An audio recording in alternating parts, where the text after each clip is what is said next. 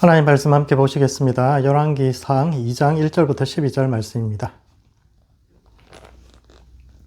하나님 말씀은 열왕기상 2장 1절부터 12절 말씀 제가 읽어드리겠습니다.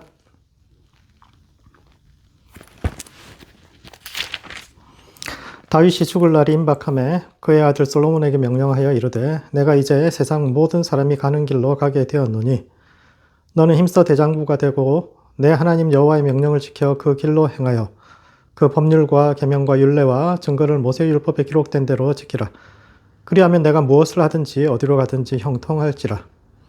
여호와께서 내 일에 대하여 말씀하시기를 만일 내 자손들이 그들의 길을 삼가 마음을 다하고 성품을 다하여 진실이 내 앞에서 행하면 이스라엘 왕이 오를 사람이 내게서 끊어지지 아니하리라 하신 말씀을 확실히 이루게 하시리라. 스루야의 아들 요압이 내게 행한 일, 곧 이스라엘 군대의 두 사령관 넬의 아들 아브넬과 예델의 아들 아마사에게 행한 일을 내가 알거니와 그가 그들을 죽여 태평시대에 전쟁의 피를 흘리고 전쟁의 피를 자기의 허리에 띤 띠와 발에 신은 신에 묻혔으니 내 지혜대로 행하여 그의 백발이 평안히 소홀에 내려가지 못하게 하라. 마땅히 길르앗 바르실레의 아들들에게 은총을 베풀어 그들이 내 상에서 먹는 자 중에 참여하게 하라. 내가 내 형 압살롬의 낯을 피하여 도망갈 때 그들이 내게 나왔느니라. 바울임 베냐민 사람 게라의 아들 시므이가 너와 함께 있나니 그는 내가 마하나임으로 갈 때 악독한 말로 나를 저주하였느니라. 그러나 그가 요단에 내려와서 나를 영접하였으므로 내가 여호와를 두고 맹세하여 이르기를 내가 칼로 너를 죽이지 아니하리라 하였노라. 그러나 그를 무죄한 자로 여기지 말지어다. 너는 지혜 있는 사람이므로 그에게 행할 일을 알지니 그의 백발이 피 가운데 수골에 내려가게 하라. 다윗이 그의 조상들과 함께 누워 다윗성에 장사되니 다윗이 이스라엘 왕이 된 지 40년이라. 헤브론에서 7년 동안 다스렸고 예루살렘에서 33년 동안 다스렸더라. 솔로몬이 그의 아버지 다윗의 왕위에 앉으니 그의 나라가 심히 견고하니라. 아멘. 열왕기상 2장은 다윗이 솔로몬에게 남긴 유언과 그와 관련된 이야기들을 기록하고 있는데 이 말씀이 오늘을 살아가는 우리의 삶과 신앙에 던지는 의미가 무엇인지에 대해 함께 생각해보는 시간을 갖도록 하겠습니다. 첫 번째, 사람이 되어야 합니다. 다윗은 죽음을 앞두고 솔로몬에게 힘써 장부가 될 것과 두 사람에 대한 복수 그리고 한 사람에 대한 은혜 갚을 것을 마지막으로 이야기하는데 이는 첫 번째, 먼저 사람이 되어야 합니다. 다윗이 솔로몬에게 남긴 유언은 힘써 대장부가 되라인데 대장부로 번역된 히브리어 이쉬는 직역하면 사람이란 뜻입니다. 따라서 본문을 직역하면 힘써 사람이 되라 인데 왜 이런 유언을 남겼을까요? 히브리어로 사람을 뜻하는 단어가 몇 가지 있습니다. 먼저 이제 아담, 첫사람 이름이기도 한 이 아담이 이제 먼지, 흙으로 지어진 존재 이런 뜻을 가지고 있는데 먼지처럼 보잘것없고 아무것도 아닌 존재를 가치 없는 존재를 이제 아담이라고 이야기하고 그게 이제 사람이라는 뜻이고 그 다음에 에노스란 단어도 나옵니다. 에노스, 다윗의 아담의 자손 중에 에노스가 있죠. 그런데 그 에노스도 언제든지 부서질 수 있는 연약함을 가진 존재로서 인간이라는 뜻입니다. 에노스도 인간이라는 뜻이고 이에 반해서 이쉬라는 단어, 사람이라는 단어는 그럼에도 불구하고 자기 책임을 다하며 자기 자리를 지키는 사람, 연약하고 부족하지만 그럼에도 자기 자리를 지키는 사람을 이제 사람, 이쉬 이 단어를 쓰게 됩니다. 그런 점에서 히브리어가 말하는 사람의 정의를 종합해보면 인간은 흙으로 지어진 보잘것없는 존재고 또 언제든지 부서질 수 있는 그런 존재이지만 그럼에도 불구하고 자기 책임을 다하고 자기 자리를 지킴으로써 사람이 되어가는 존재입니다. 그런 점에서 히브리 사상에서 사람은 사람으로 태어나는 것이 아니라 사람이 되어가는 존재입니다. 어떤 길을 걷느냐에 따라서 사람이 되어가는 그런 존재로서의 사람을 이야기하는데 그 사람의 길의 반대편에 짐승의 길과 또 신의 길이 있습니다. 하나의 개념은 그 개념 자체의 의미만이 아니라 그 개념의 반대편에 있는 의미, 그와 대립되는 개념들이 어떤 것인가를 살펴볼 때 그 단어가 가진 의미를 보다 분명히 알 수 있는데 그런 점에서 사람이 되라는 말의 반대편에는 짐승이 되지 말라라는 그런 당부와 또 신이 되지 말라는 이 두 가지 의미가 있다고 생각되어지는데, 먼저 짐승이 되지 말아야 합니다. 다윗이 굉장히 파란만장한 삶을 살았죠. 다윗이 굉장히 파란만장한 삶을 살았는데, 그러면서 그가 특별한 이제 두 가지 경험을 하는데, 한 가지는 사람 이하의, 인간 이하의 어떤 취급을 받는 그런 경험을 하게 되고, 또 한 가지는 인간 이상의 취급을 받는 경험을 하게 되는데, 먼저 다윗은 인간 이하의 자리에 서봅니다. 다윗이 골리앗을 죽이고 역사의 전면에 등장했을 때 사람들이 전부 다 박수를 치고 환호를 하고 뭐 난리가 나죠. 와, 이스라엘을 구원할 영웅이 등장했다. 아무도 그 골리앗 앞에 나서지 못하는데 그 어린 소년이 나가서 골리앗을 한 방에 때려 죽이고, 와, 우리를 구원했다. 사람들이 박수를 치고 그를 영웅이라고 이야기해 줍니다. 그러나 사울 왕도 위협을 느끼니까 사울의 미움을 사게 되면서 어제까지 자신을 향해서 박수 쳐주던 그 수많은 사람들이 하루아침에 돌변해서 안면 몰수하고 그를 비난하고 손가락질을 하는 것을 경험하게 됩니다. 어떤 사람들은 그를 상갓집 개처럼 아무것도 아닌 존재라고 욕을 할 뿐만 아니라 자신과 가깝다는 이유로 수많은 사람들이 죽어나가는 것을 보게 됩니다. 자기만 괴롭히면 문제가 안 되는데, 사울을 피해서 도망가는 길에 그 제사장 집에 들러서 밥 한 끼 얻어먹었다고. 그 제사장은 그것도 모르고, 지금 도망가는 줄도 모르고 그냥 밥 한 끼 줬을 뿐인데, 그 제사장 가면 85명이 죽는 것을 보게 되고, 사람들이 다 그 이유가 다윗 때문이라고 욕을 하기 시작합니다. 그 후에 다윗은 이스라엘을 떠나서 이방을 전전하면서 살기 위해서 미친 척도 해야 됐고, 인간 이하의 대접을 받으면서 너무너무 억울한 일을 하는데, 그 억울함을 삼키면서 견뎌야 했는데, 이와 같이 좌절과 절망의 자리에서 무너지고 포기하려는 자기 자신을 붙들 줄 알아야 합니다. 그때 무너지면 짐승의 길을 가는 겁니다. 나도 복수해야지 하거나, 인간의 길을 포기하고 그냥 자존감 다 버리고 그러지 말라는 겁니다. 살다 보면은 억울하고 비참한 일을 경험하게 되고 건널 수 없는 것 같은 그 강 앞에 서게 되는데, 이것은 왕이라고 피할 수 있는 길이 아니다라는 겁니다. 다윗은 자신만 그런 억울한 일을 당하거나 그런 어려움을 그게 자기만의 인생이라고 생각하지 않습니다. 너도 왕이지만 솔로몬에게 왕이라고 해서 이 어려움이 피해가지 않는다. 오히려 왕이기 때문에 더 많이 비난받을 수 있겠죠. 왕이 한번 결정을 잘못하면은 그 나라가 엉망이 되니까 그 잘못된 결정을 들고 신하들과 백성들이 왕을 원망하고 이거 당신 탓이라고 막 그렇게 그 실패와 좌절 앞에서 어떤 길을 걸을 것인가. 그 과정에서도 인간으로서의 품위와 어떤 그런 것을 잃지 말라. 자존심을 지키는 그런 삶을 살라. 이게 이제 다윗이 해주고자 하는 말이고, 또 한 가지 사람이 되라는 말 속에는 신이 되지 말라. 이런 뜻도 들어있다고 생각됩니다. 왕이 되기 전에 다윗이 인간 이하의 취급을 받으면서도 인간으로서의 어떤 자존감을 지키기 위해서 노력했다면, 왕이 되고 난 후에는 신이 되지 않기 위해서 노력해야 했습니다. 유명해지면 똥을 싸도 박수 쳐준다는 이야기처럼 왕이 된 후에는 다윗이 무슨 일을 해도 왕이 하시는 일은 무조건 옳습니다. 박수 쳐주고 칭찬해주고 환호해주는 그런 사람들이 주변에 있었는데, 그런 사람들 앞에서도 자기 자신을 잃지 않고 자기가 어떤 존재인지, 하나님 앞에 내가 어떤 존재인지를 잃지 않는 그런 노력이 필요했는데, 그 방법이 말씀 앞에 자신을 세우는 것이요 사람이 되는 길인데, 다윗이 솔로몬에게 이야기합니다. 짐승이 되지도 말고, 그렇다고 신이 되지도 말고 사람이 되라고. 이게 이제 그의 유언입니다. 두 번째, 포용적인 신앙인이 되어야 합니다. 다윗의 유언은 열왕기상 2장이 이제 두 부분으로 나뉘어지게 되는데, 전반부가 사람이 되라라는 것이라면 후반부는 두 사람에 대한 복수와 한 사람에 대한 은혜 갚으라는 것으로 나뉘는데, 왜 다윗은 복수를 부탁하고 갔을까요? 다윗이 복수를 부탁한 첫 번째 사람은 요압인데, 다윗의 군대 장관이요, 그 나라의 다윗 왕국의 2인자이죠.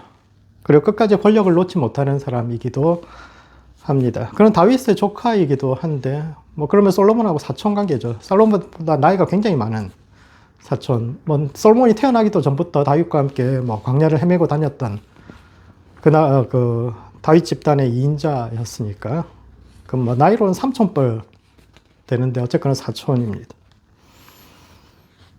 요압은 다윗이 사울의 아들 이스보셋이 이끌던 북왕국 북이스라엘과 이제 통합을 이야기하기 위해서 왔던 북왕국의 군대 장관 아브넬을 암살했고, 압살롬의 반란 후에도 다윗이 그 반란 군대를 포용하기 위해서 그 군대를 이끌었던 아마사를 다시 기용하려고 했는데, 이번에도 그 아마사를 암살해서 다윗의 의도를 무산시킵니다.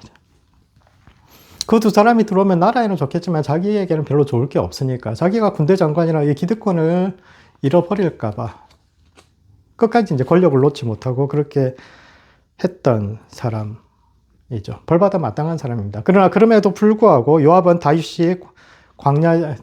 요압은 잘못한 일도 많지만 잘한 일도 많은 사람입니다. 요압은 다윗이 광야에서 도망 다닐 때부터 처음부터 함께 했던 사람이고 수많은 사선을 함께 넘었던 동료입니다. 그는 다윗이 예루살렘을 공략할 때 가장 먼저 그 성벽 위에 올라가서, 성 위에 제일 먼저 올라가는 사람이 제일 위험한데 가장 먼저 올라가서 그 성을 얻고 그 성을 다윗에게 바쳤던 사람이고, 초창기부터 다윗과 함께 기쁨과 슬픔을 함께 했던 다윗의 용사들의 수장이 되는 사람입니다. 요압이 아브넬이나 아마사를 암살한 것은 잘못이지만 잘못한 거죠. 잘못한 것인데, 그러나 그렇다고 그가 온전히 권력욕만으로 자기가 이 자리에서 밀려날까봐 그래서 그랬다고 이야기하기도 어렵습니다. 왜냐하면 다윗이 왕으로서 국가를 남북을 통합해야 한다, 갈라진 나라를 통합해야 한다, 이런 것에 대해서는 이해하지만, 그렇다고 사울 밑에서 온갖 나쁜 일을 다 하고 심지어는 다윗과 그 용사들을 그렇게 핍박했던 아브넬을 군대의 어떤 높은 자리로 데려온다? 그것을 요압뿐만 아니라 요압과 함께 다윗과 함께 그 광야를 다녔던 그 용사들 자체가 용납할 수 없는 일이고, 이것은 아마사도 마찬가지입니다. 압살롬 편에 섰던 그 기회주의자들이 군의 상부에 자리 잡는다는 것을 인정할 수 없었던 것은 요압뿐만이 아니죠. 뿐만 아니라 요압의 권력이 너무 거슬려서, 그럼에도 불구하고 요압이 이제 왕의 사촌이기도 하고 왕실의 큰 어른이기도 하고, 그러니까 다윗이 가고 나면 요압이 폭주할 수도 있으니까 그런 위험성이 있다고 생각됐다면 이것은 솔로몬에게 미룰 일이 아니라 다윗이 좋게 해결했어야 될 문제인데, 왜 다윗은 자기가 이 일을 해결하지 않고 솔로몬에게 그 어려운 과업을 맡기고 갔을까요? 다윗이 복수를 부탁한 또 한 사람은 시므이인데, 그는 사울 가문의 사람입니다. 그는 다윗이 그러니까 베냐민 지파 사람들 자체가 원래 이제 사울이 베냐민 가문이니까 자신들에게 왕권이 있었는데 유다 지파로 왕권이 넘어간 것 자체가 다윗이 사울의 왕권을 탈취했다, 이렇게 생각을 합니다. 그래서 압살롬의 반란이 일어났을 때 다윗을 따라가면서 피 흘린 자여, 하나님께서 내가 흘린 피에 대해서 보복하신다고 따라다니면서 이제 저주를 했는데, 이것은 이 사람만의 혼자만의 생각이 아니라 베냐민 사람들이 모두 다 다윗을 보던 그런 관점입니다. 다윗은 사울의 사위 자격으로 그의 나라를 이었지만 요압이 사울의 군대 장관 아브넬을 암살했고, 또 사울의 아들 이스보셋 역시 암살당했는데 과연 이 모든 일에 다윗이 몰랐을까? 성경에 따르면 다윗은 그 사실을 몰랐어요. 그럼에도 불구하고 베냐민 사람들이 늘 가지고 있었던 건 진짜 다윗이 이 일과 전혀 상관이 없는가, 이런 시선을 대표하는 인물이고, 다윗도 그것을 알기 때문에 그를 용서한 전력인데 왜 갑자기 다윗은 죽기 직전에 그에 대한 복수를 요구했을까요? 대개 사람이 죽기 전에는 관대해져서 이 땅에 살면서 맺었던 수많은 어떤 잘못된 것들을 풀고 가는 것이 일반적인데, 다윗은 오히려 반대의 길을 걸어갑니다. 그는 살아서 젊었을 때 사울을 죽일 기회가 2번이나 있었음에도 불구하고 죽이지 않았는데, 이것은 자기가 언제나 옳다고 생각하지 않는다라는 것을 보여주죠. 지금 자신의 반대편에 있는 저 사람도 뭔가, 사울도 저렇게 잘못했지만 그럼에도 불구하고 뭔가 저 사람도 옳고 정당할 수 있다라고 생각하고 있는 그 생각을 반영하고 그래서 내가 옳은지 저 사람이 옳은지는 하나님께서 판단하실 것이다 라고 하나님께 모든 것을 맡겼던 사람입니다. 갑자기 죽기 직전에 자신이 걸어왔던 모든 길을 부인하고 복수를 부탁하고 가는데, 이것은 조금 전에 우리가 함께 읽었던 다윗의 첫 번째 유언, 즉 사람이 되라는 말과도 너무너무 어울리지 않는 그런 유언이기도 합니다. 열왕기에 나오는 다윗의 유언은 궁극적으로 앞부분과 뒷부분이 서로 매치되지가 않습니다. 앞에서는 사람이 되라고 그렇게 말해놓고 뒤에서는 복수하라고 이야기하고, 그런 점에서 제 개인적인 생각으로는 다윗의 유언이 과장되거나, 열왕기에 나오는 다윗의 유언은 과장되거나 또는 왜곡되었다라고 생각을 합니다. 다윗의 유언이 원래 기록된 사무엘하 23장에 따르면 다윗은 사람이 되라 이 말밖에 안 했거든요. 그런데 400년 뒤에 쓰여진 예레미야의 그 문서 속에서 사무엘서에 나타나지 않았던 다윗의 시대, 다윗과 동시대를 살았던 사람들이 기록한 그 역사서에 나타나지 않는 다윗의 어떤 유언, 복수에 대한 유언이 등장한다라는 것은 솔로몬이 자기 반대편에 있는 사람들을 제거하기 위해서, 이 유언은 솔로몬하고 둘만 있을 때 했기 때문에 주변에 아무 다른 증인이 없습니다. 아버지가 돌아가시기 전에 나한테 이 말을 했다, 이렇게 이야기해서 남겨진 유언인데, 다윗의 유언을 빙자해서 자기 뜻을 실현한 것이 아닌가, 저는 개인적으로 그렇게 생각합니다. 다윗이 솔로몬과 함께 마지막 시간을 보내면서 나 가고 나서 저 요압이나 시므이 같은 사람들이 너한테 위협이 되면 어떡하냐, 이런 우려에 섞인 말을 할 수는 있었겠지만, 이를 솔로몬이 확대 해석해서 자신의 반대파들을 제거하는 명분으로 쓴 것이라고 생각됐고, 이것을 예레미야가 기록한 이유는 솔로몬의 나라가 자신만 옳고 다윗과 달리, 다윗은 적도 인정하고 저 사람들도 뭔가 정당한 이유가 있을 것이라 생각하고 하나님께 판단을 맡겨드렸는데, 솔로몬은 그 전혀 다른 사람이라는 겁니다. 자기가 옳고 자기 반대편의 사람은 모두 다 틀렸다고 생각하고 그들을 제거하는 것이 하나님의 뜻이다라고 생각하는 독선 위에 세워져 있습니다. 이것이 솔로몬이 궁극적으로 실패하는 또 하나의 이유다라고 이야기하고 있는데, 그러므로 사람이 되어야 합니다. 사람이 살다 보면은 좋은 시간도 있고 어려운 시간도 있습니다. 삶은 끊임없이 우리를 시험하는데, 고통 속에서도 인간의 품위를 지키고 또 모든 것이 잘 되어 갈 때에도 겸손히 하나님 앞에 서서 사람의 길 위에 서는 모든 성도들 되시기 바랍니다. 두 번째, 우리의 삶을 붙들고 계신 하나님의 손길을 믿어야 합니다. 열왕기상 2장 후반부 사건은 아도니아의 어리석은 요구로 인해서 요압이 죽고 아비아달 제사장은 유배를 가고 시므이의 죽음까지 이어진 후에 솔로몬의 왕위가 견고해졌다라는 기록으로 2장이 마치고 있는데, 이는 첫 번째, 불안과 더불어 사는 법을 배워야 합니다. 솔로몬이 왕이 되고 어느 정도의 시간이 흐른 뒤 어느 날 아도니아가 밧세바를 찾아와서 한 가지 부탁을 합니다. 다윗의 마지막 후궁이었던 그 아비사, 그 아름다운 그 처녀를 자기에게 달라고 이렇게 부탁을 합니다. 고대 국가에서 선왕의 후궁을 취한다는 것은 왕위를 계승했다, 어떤 정통성을 이어받았다라는 그런 의미를 지닐 수 있기 때문에 이 요청은 매우 어리석고 또 위험한 요청인데, 아도니아가 그런 요구를 해요. 그만큼 아도니아는 생각이 없는 사람이에요. 그런데 여기서 더 이해되지 않는 장면은 밧세바가 그 요구를 그대로 그럼 내가 왕에게 가서 이야기해서 내가 솔로몬한테 가서 이야기해 볼게, 그러고 밧세바가 솔로몬에게 가서 그 이야기를 그대로 전했다라는 것입니다.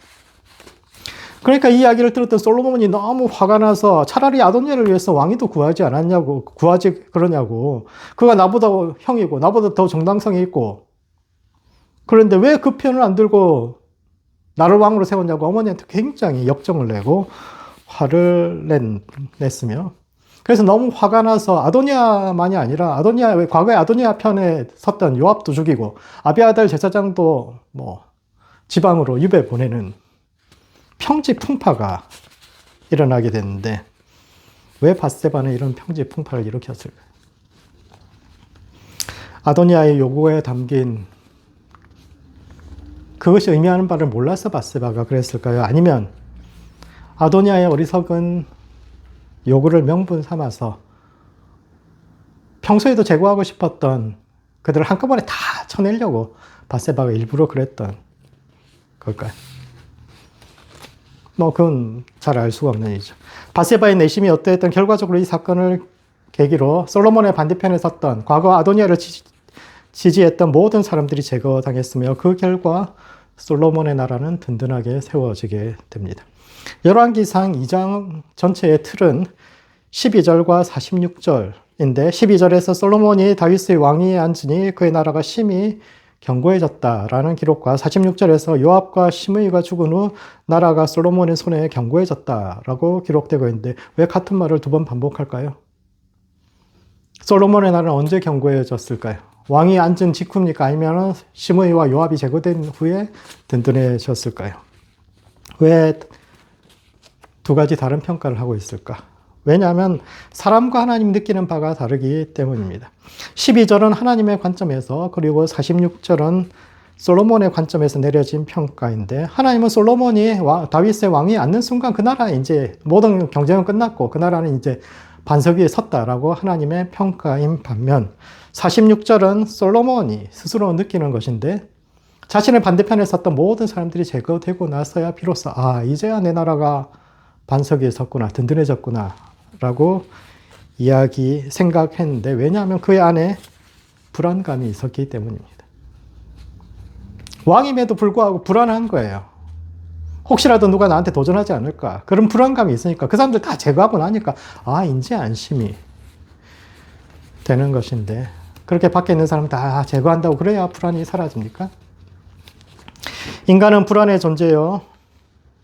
언제든지 사람은 늘 불안을 느끼는 존재입니다. 그리고 사람이 느끼는 불안 중에는 이유가 있는 불안도 있지만 이유가 없는 불안도 있어요. 사람은 그냥 불안한 겁니다. 불안은 미래에 대한 불확실성을 위험으로 인식하는 그렇죠. 우리가 미래를 모르기 때문에 불안한 거예요. 미래를 모르면 오늘 무슨 일이 생길지 모르지만 신난다, 즐겁다, 오늘 어떤 모험을 할까?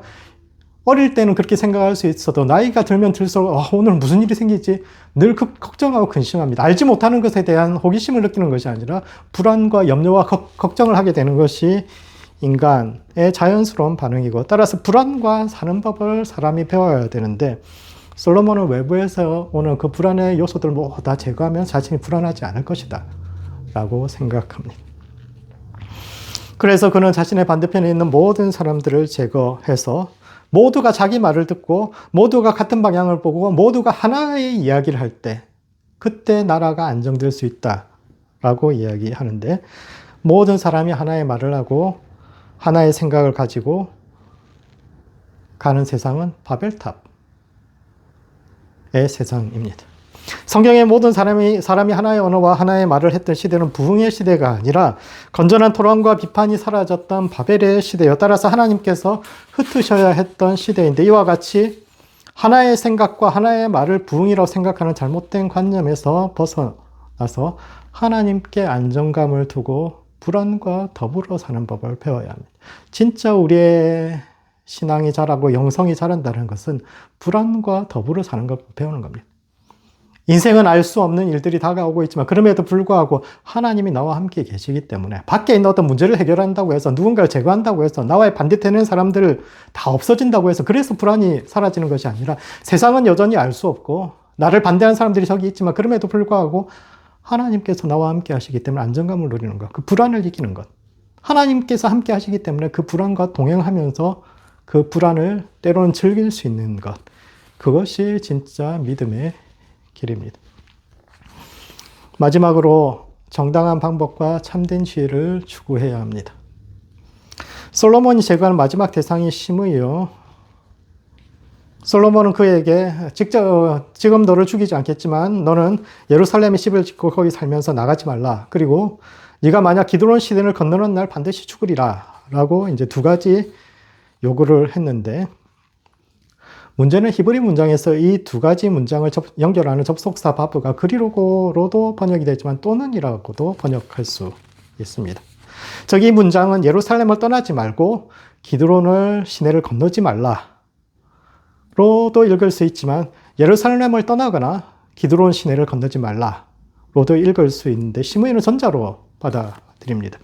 왜냐하면 기드론 시내는 예루살렘 동쪽에 있고 베냐민으로 가는 길 위에 있기 때문에 옛날 사람들이 그 귀족의 자녀들이나 가족을 수도에다 잡아두는 이유가 인질로 잡아두는 거잖아요.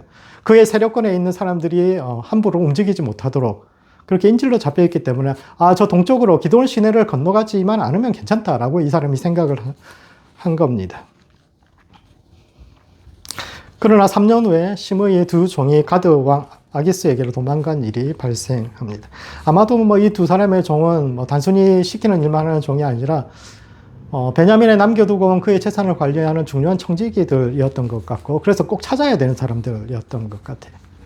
근데 이 사람들이 갔던 방향이 가드, 즉 예루살렘 서쪽으로 갔기 때문에 그쪽은 기드론 시내하고 상관없으니까 예루살렘을 떠나서 거의 잠시 갔다 오면 되겠다 이렇게 생각을 하고 갔다 왔더니 솔로몬이 불러서 이야기하는 겁니다. 내가 너한테 분명히 이야기했는데 예루살렘을 떠나지 말고 그리고 기드론 시내도 건너지 말라.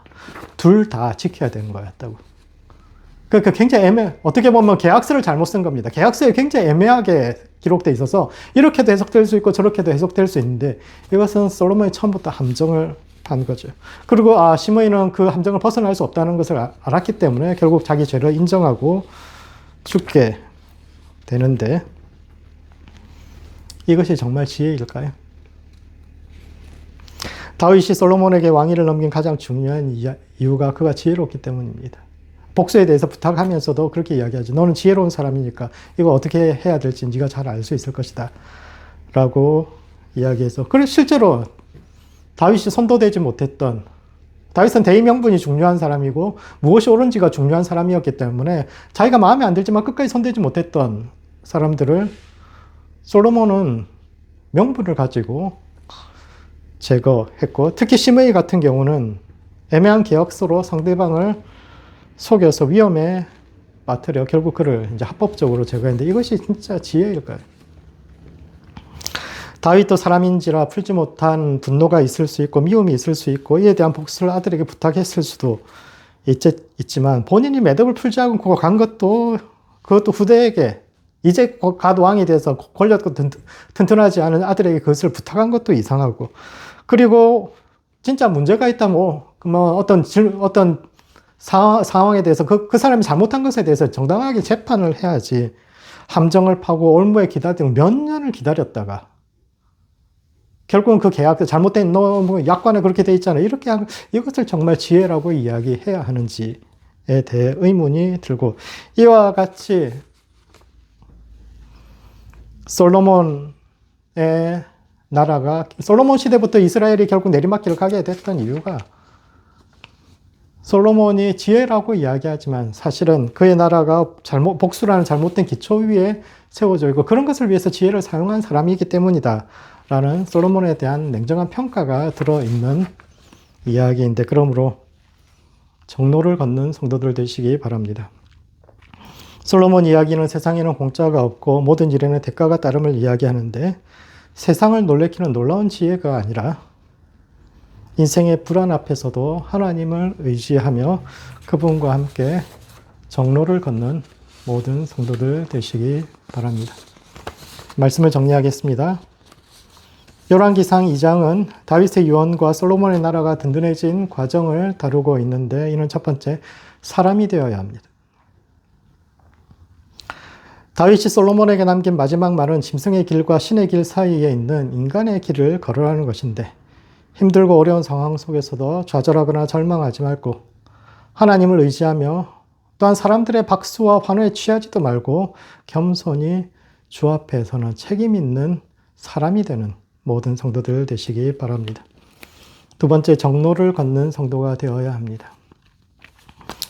열왕기상 2장은 평생 관용으로 살아왔던 다윗이 복수를 부탁하고 갔다는 점에서 그의 유언은 전반부와 후반부가 모순되고 이해하기 힘들며 두 번의 솔로몬의 나라가 든든해졌다는 언급을 통해서 하나님 안에 우리 자신의 안정감을 두는 것이 얼마나 중요한지를 이야기하고 있는데 외부의 반대자들을 제거해서 안정감을 찾는 것이 아니라 하나님께 안정감을 두고 불안과 동행하며 하나님을 믿는 믿음 안에서 정로를 걷는 모든 성도들 되시기 바랍니다. 기도하시겠습니다.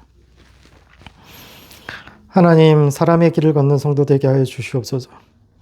삶에는 고통과 슬픔이 있습니다. 우리 자신의 힘으로는 넘어갈 수 없어서 좌절하고 절망되는 순간이 있습니다.